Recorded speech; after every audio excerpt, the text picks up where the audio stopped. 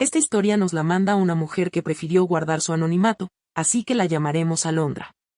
Me llamo Alondra y, después de mi divorcio, me fui a vivir a la colonia Portales junto con mi hijo adolescente Toño. La relación con su padre fue terrible en los últimos años hasta que finalmente comprendimos que lo mejor era separarnos y así lo hicimos. Toño, por su parte, tomó las cosas perfectamente y nuestra vida continuó sin problemas mayores. Había ocasiones en que Toño llevaba a sus amigos a la casa y a mí no me molestaba en lo más mínimo. De hecho, me daba gusto que Toño tuviera amistades tan entrañables y que sus amigos se apoyaran en todo. Eran un grupo sumamente unido. Bueno, no sé por qué, pero había ocasiones en que yo andaba por la sala y de repente me preguntaban algo y yo respondía, y luego todos ellos estaban de acuerdo. Incluso me decían cosas como, oiga, señora, usted sí que se la sabe, o luego me decían, venga a sentarse con nosotros. Yo trataba de no hacerlo para no mortificar a Toño, pero él parecía estar de acuerdo. Así que, como había veces en que yo pasaba un buen rato platicando con los amigos de mi hijo. Eran tres, Ángel, Rogelio y Max, todos excelentes personas como cualquier joven que estudia y lleva una vida normal, pero quizá debía adelantarme a los acontecimientos, no lo sé. Debí ser más precavida o no dar tanta confianza. No sé, yo solo sé que trataba de llevarme bien y además yo no era quien buscaba ninguna amistad, simplemente trataba bien a los amigos de Toño, y eso no podía ser tan mal. Fue una tarde lluviosa. Yo estaba sola en la casa y Toño había ido a visitar a su padre, así que me dispuse a ver series, tomando café y ponerme solo una batita cómoda y, bueno, todo muy normal. De pronto sonó el interfón. Atendí para ver quién era y se trataba de Max. Le dije que Toño no estaba en casa, pero aparentemente Max no estaba buscando a Toño. Max me suplicó que lo dejara entrar, que tenía problemas muy grandes y no sabía con quién acudir. Le abrí la puerta automática para que pudiera subir al departamento. Como quiera que sea, era el amigo de Toño y, si estaba en alguna dificultad, quizá podría auxiliarlo en la medida de mis posibilidades. Max subió y, de inmediato, lo dejé pasar. Venía completamente empapado por la lluvia y le dije que debería pasar al baño a secarse, de lo contrario, seguro pescaría un resfriado. Pero en vez de eso, rompió en llanto y luego se desplomó de rodillas delante de mí. Yo lo único que atiné a hacer fue ponerme de rodillas frente a él y tratar de tranquilizarlo y permitir que me contara lo que le ocurría. Yo lo abracé mientras él lloraba a mares recargado en mi pecho mientras yo trataba de consolarlo. Finalmente comenzó a contarme sus problemas. Realmente, sus problemas no eran tan graves como yo suponía. No es que los minimizara, pero entendí que para él eran dificultades terribles. Y ahí estábamos los dos hincados en la alfombra, yo abrazándolo para tratar de consolarlo, y él envuelto en un mar de lágrimas y completamente empapado por la lluvia. Max estaba recargado en mi pecho buscando consuelo, y creo que en ese momento me pasó algo que no pude explicar en su momento y no puedo explicar ahora, fue una especie de ceguera y locura temporal. Me puse muy nerviosa.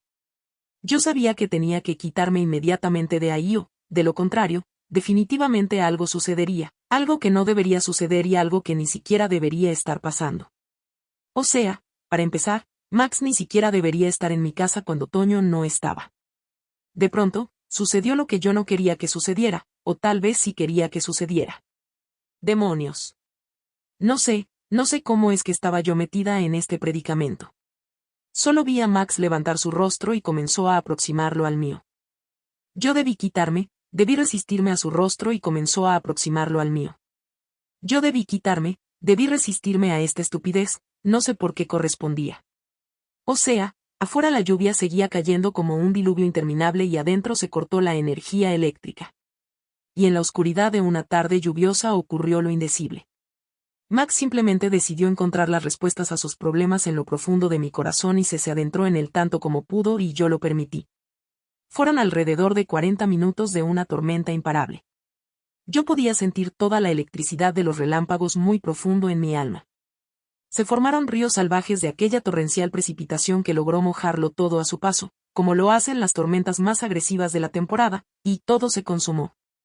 Le dije a Max que debería darse una ducha para evitar el resfriado y así lo hizo, o sea, solo lo dije porque no quería que se marchara mientras allá afuera seguía lloviendo, pero no reflexioné en que necesitaría ropa seca. Así que busqué ropa interior, un pantalón y una playera de Toño para que pudiera vestirse, y luego le pediría un Uber para que se marchara. Pero pasó otra estupidez de mi parte, una muy grande, y fue que entré al baño a dejarle aquellas prendas. Quizá me estoy haciendo la tonta, quizá yo misma estaba atizando el peligro. Y como quiera que sea, lo encontré de nuevo. Y la regadera del baño fue testigos de mi curiosidad o de mi falta de ética y moral o de mi mentalidad tan desaseada, ¿no? Yo qué sé, solo sabía que Max me había otorgado en una sola tarde lo que yo misma no había experimentado en más de 40 años. Max era como un pianista virtuoso y yo era un Steinway alemán original, ¿sí? Y juntos hicimos música maravillosa a un ritmo endemoniado, cuyos dedos expertos tocaban las notas precisas para una pieza completamente inolvidable. Después de salir de aquel maratónico concierto, pedí un Uber y le supliqué a Max que se marchara. Esto era terrible, era como un pecado mortal. Pero la respuesta de Max fue bastante clara. Él sabía que Toño se quedaría en casa de su padre y Max estaba dispuesto a quedarse conmigo toda la noche. Pasaron los días y aquel recuerdo me asaltaba todos los días, pero no de mala manera, sino de una que me hacía soñar y sentir que flotaba de formas inimaginables. Max estaba ocupando un lugar en mi mente que no debería. Como sea, yo callé como una tumba. ¿Qué más podría ser? Era un secreto que no podría salir a la luz bajo ninguna circunstancia. Cada viernes, mitad de quincena, Toño se iba con su padre a pasar todo el fin de semana. Mientras tanto, Max, esos mismos días, venía a la casa a tomar posesión de algo que yo misma le había dado como propiedad. Yo misma se lo otorgaba con toda claridad, aunque de dientes para afuera me la pasara diciendo que todo estaba mal. Yo mentía. Incluso tenía que detenerme porque una vez Toño me dijo extrañado, «Oye, ma, ¿por qué preguntas tanto por Max?»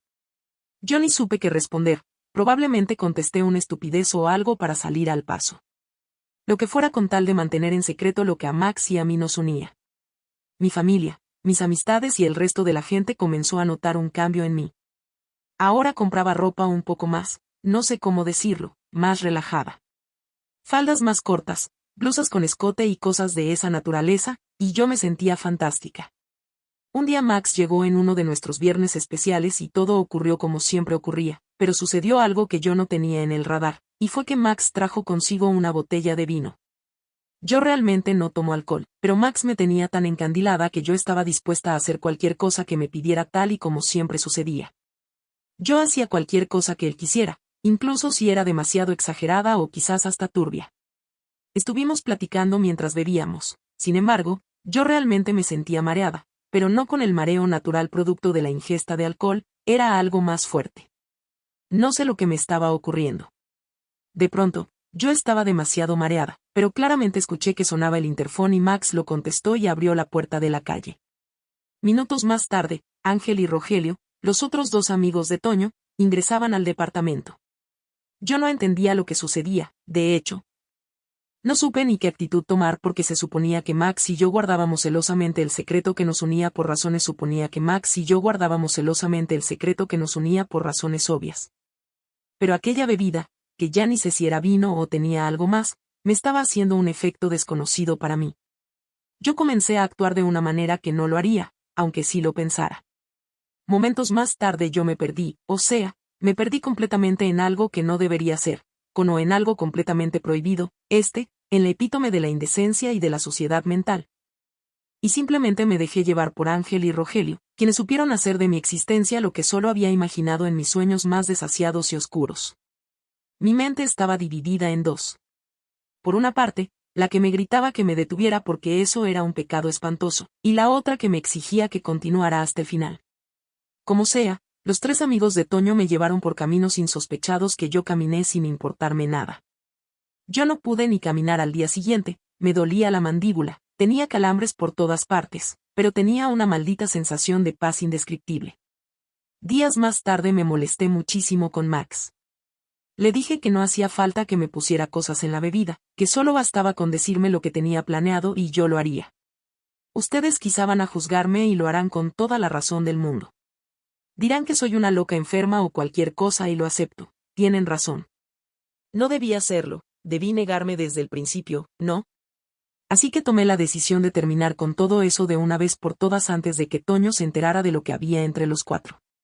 Así que los reuní en el departamento un viernes que Toño no estaba. Les expuse mis razones y ellos me escucharon callados y con mucha atención. Pero, mientras yo hablaba, sonó el interfón.